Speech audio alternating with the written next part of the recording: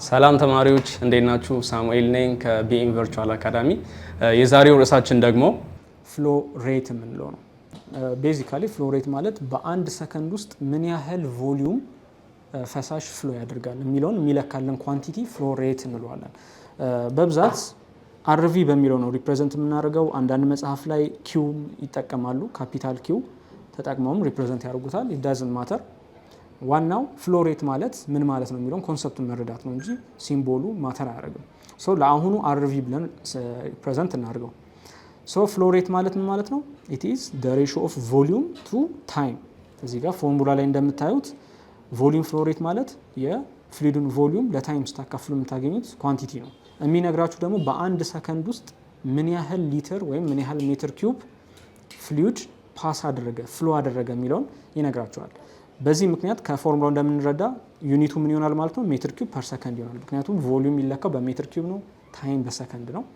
ስለዚህ የቮሊዩም ፍሎ ሬት ኤስ አይነቱ ሜትር ኪዩብ ፐር ሰከንድ ነው ማለት ነው። ሌላው ይሄንን ቮሊዩም ፍሎ ሬት በዴንሲቲ ስናባዛ፣ በፍሉይዱ ዴንሲቲ ስናባዛ የምናገኘው ኳንቲቲ አለ። ይህን ኳንቲቲ ማስ ፍሎ ሬት እንለዋለን። ቮሊዩም ፍሎ ሬት እና ማስ ፍሎ ሬት የሚያለያያቸው ምንድን ነው? ቮሊዩም ፍሎ ሬት ላይ በአንድ ሰከንድ ምን ያህል ሊትር ፈሳሽ ፍሎ አደረገ የሚለውን ነው የሚነግረን።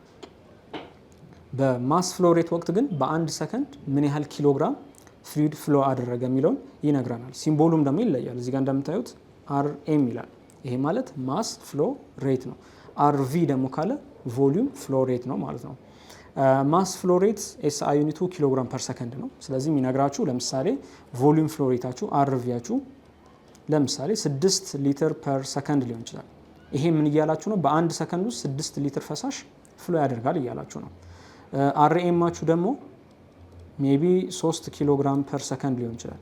ይሄ ማለት 3 ኪሎግራም የሚያህል ፈሳሽ በአንድ ሰከንድ ውስጥ ምን አድርጓል ማለት ነው? ፓይፕ ውስጥ ሊሆን ይችላል ፍሎ አድርጓል እያላችሁ ነው ማለት ነው። ስለዚህ ተማሪዎች እዚህ ለሰን ላይ ነበረን ቆይታ ይሄን ይመስል ነበረ። እስከ ቪዲዮ መጨረሻ ድረስ አብራችሁኝ ስለነበራችሁ ከልብ አመሰግናለሁ። ቢኤም ቨርቹዋል አካዳሚ የምን ጊዜም ተቀዳሚ ምርጫችሁ እንዲሆን እያሳሰብኩ ዩቲዩብ ቻናላችንን ላይክ፣ ሼር፣ ሰብስክራይብ ማድረግ አትርሱ። እስከሚቀጥለው ሌሰን ድረስ መልካም ቆይታ ይሁንላችሁ።